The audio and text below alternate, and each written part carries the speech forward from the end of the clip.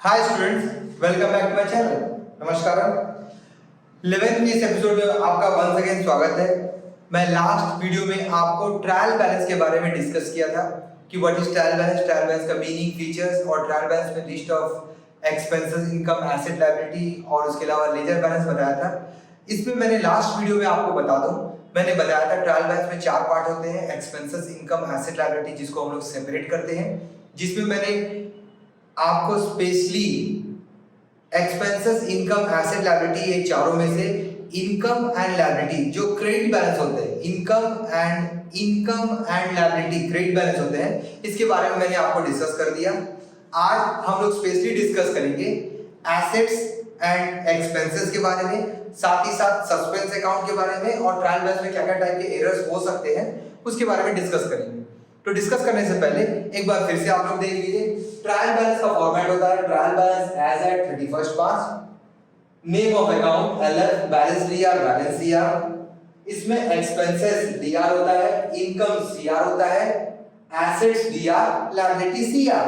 अब जिसमें मैंने लास्ट वीडियो में बता दिया है, आप लोग देख लें, लायबिलिटी सीआर होता है, इनकम सीआर होता है।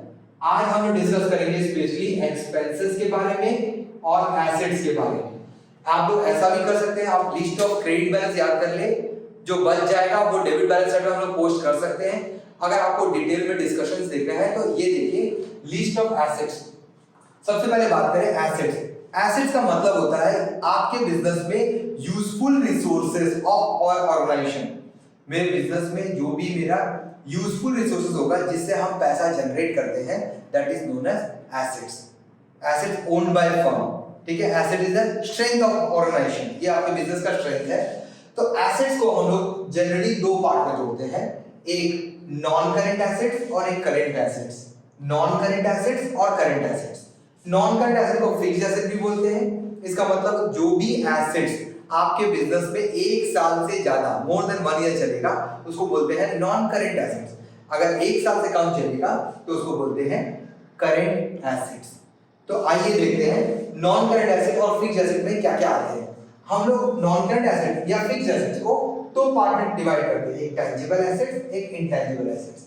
ऐसे टैंजिबल एसेट में बहुत सारा आइटम आता है, building, plant, machine, furniture, investment. ऐसे उसमें से कुछ इंपॉर्टेंट एसेट्स जो टैंजिबल है, मैंने उसका नाम लिखा है, जैसे building, motor, fixture and fitting, investment, leasehold premises, freehold premises, loose tools.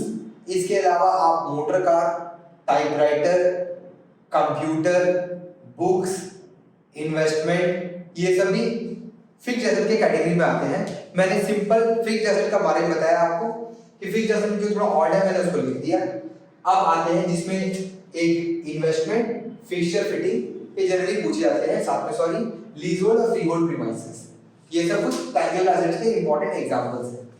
इसके अलावा मोस्ट कॉमन जो रहेगा एसेट फर्नीचर, लैंड, ये आपको समझ में आ जाएगा, मैंने उसका नाम नहीं लिखा है। अब आते हैं नेक्स्ट वर्ड में, that is part of fixed और non current asset, that is intangible asset. Intangible asset का मतलब होता है जो एसेट को आप टच नहीं कर सकते बट वो जनरली लॉन्ग टर्म तक चलता है, जैसे goodwill, patent, trademark, copyright, computer software, उसके अलावा technical know how, artificial intelligence, ये सब कुछ एडवांस वर्जन है जो आपको प्लस 2 में पढ़ना पड़ेगा।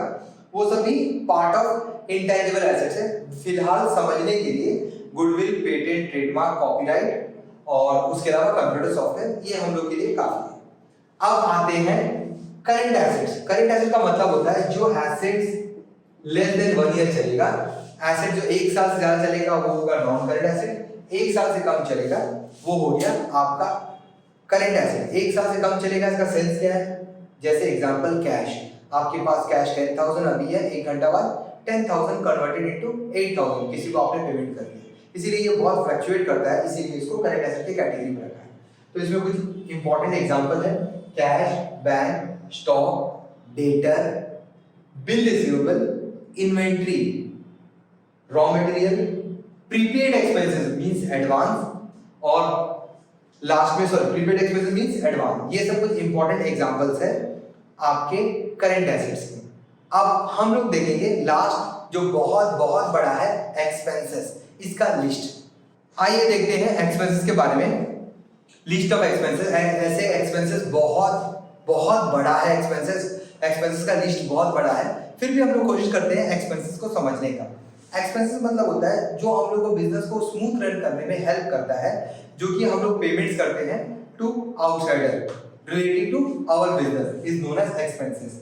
एक्सपेंसेस मींस बिजनेस में गुड्स को प्रोड्यूस करने के लिए, गुड्स को सेल करने के लिए, बिजनेस को रन करने के लिए जो भी हम लोग पेमेंट्स करते हैं, all payments are known as expenses. तो एक्सपेंसेस के लिस्ट में सबसे पहला एक्सपेंस है purchase, sales, discount allowed, bad debt, interest paid, commission paid, salary paid, donation paid, office expenses, interest on capital, general expenses.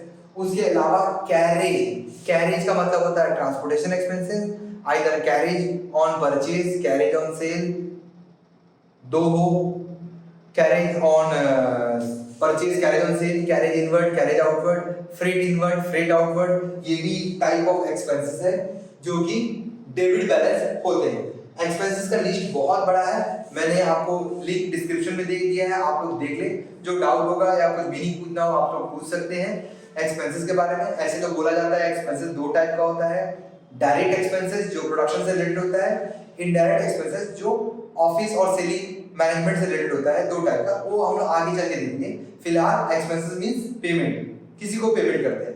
आप लोगों को याद रखना है ये ट्रायल बैलेंस कंप्लीट हो रहा है।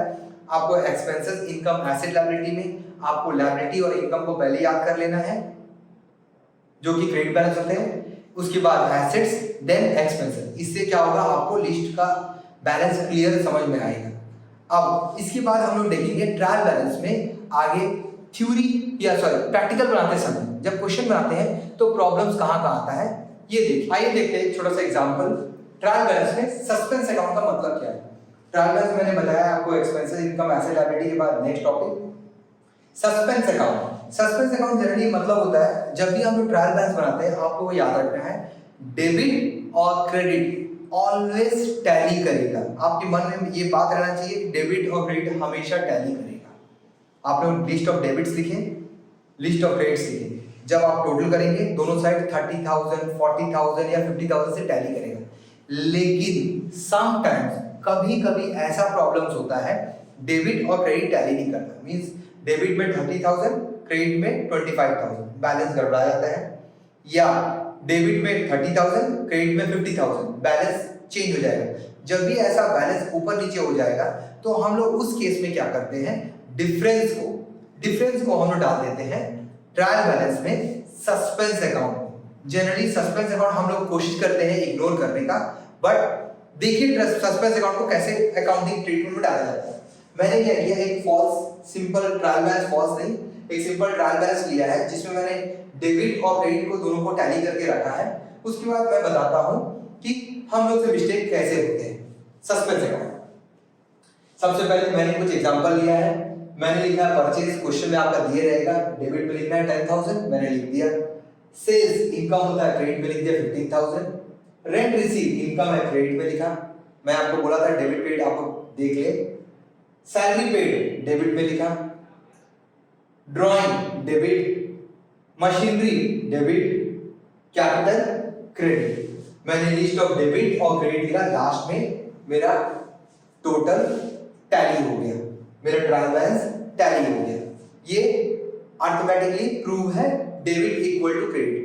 कभी कभी क्या होता है जल्दबाजी में या हम लोग जल्दबाजी में या गलती से भी क्वेश्चन में देते हैं कि आपका ट्रायल बैलेंस में टैली नहीं हो रहा, डिफरेंस को आप सस्पेंस अकाउंट में डाल दीजिए। या हम लोग क्या करते हैं, कोई एक आइटम क्रेडिट के बदले डेबिट में डाल दिए, जैसे रेंट रिसीव को मैंने डेबिट में डाल दिया, तो क्या हो गया, मुझे ध्यान नहीं था।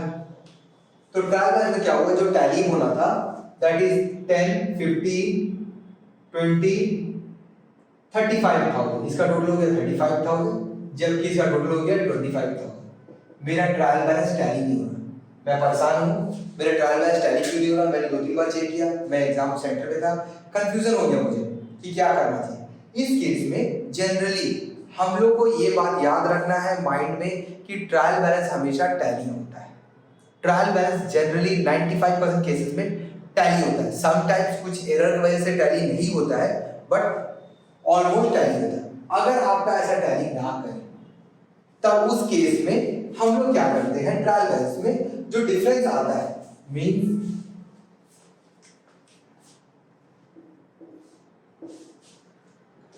टोटल 35,000 ये हो गया 25,000, तो मैं क्या करूंगा, ज्यादा जिधर है 35,000 उधर लिख दूंगा और डिफरेंस को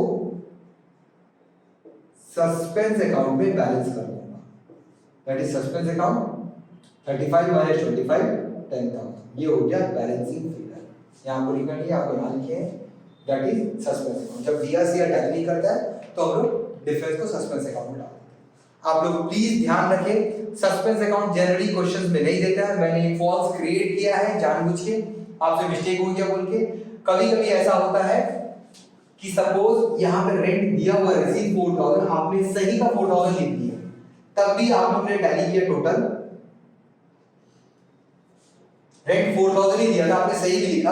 आपने कितना, आपने हर एक आइटम को सही लिखा, हर एक आइटम को सही लिखा, उसके बावजूद भी 10, 40, 90, 30,000, जबकि इसका टोटल हो रहा है 29,000। अभी बैलेंस गड़बड़ा रहा है। आपने हर एक आइटम को प्रॉपर्ली जज करके चेक करके डेबिट क्रेडिट किया, फिर भी आपका टैली नहीं हो रहा है। उस केस में हम लोग क्या करेंगे, टोटल 30,000 डिफरेंस को हम डाल देंगे 1,000, जिधर ज्यादा है टोटल करके 1,000 को हम लोग मान लेंगे सस्पेंस अकाउंट। ये हो गया मेरा सस्पेंस अकाउंट का कॉन्सेप्ट। आपको याद रखना है ट्रायल बैलेंस हमेशा टैली करना है। अब आगे देखिए, फाइनल ट्रायल बैलेंस में दो और steps, that is list of errors जो ट्रायल बैलेंस में दिखते हैं, जो ट्रायल बैलेंस में नहीं दिखते हैं, and finally adjustment of trial balance. ये दो लिस्ट जो है वो मैं आपको नेक्स्ट वीडियो में बताऊंगा कि हम लोग कैसे, किस टाइप का एरर्स को हम लोग ट्रायल बैलेंस में लोकेट नहीं कर पाते हैं, किस टाइप का एरर्स को ट्रायल बैलेंस में मिलता है, उसके बारे में। और साथ में ट्रायल बैलेंस का कुछ इंपॉर्टेंट एडजस्टमेंट्स। एडजस्टमेंट मींस अगर हम लोग ट्रायल बैलेंस बनाने के बाद भी कुछ मिस्टेक्स निकल गया, उसको कैसे क्लियर करते हैं। आज के वीडियो के लिए बस इतना ही। थैंक्स।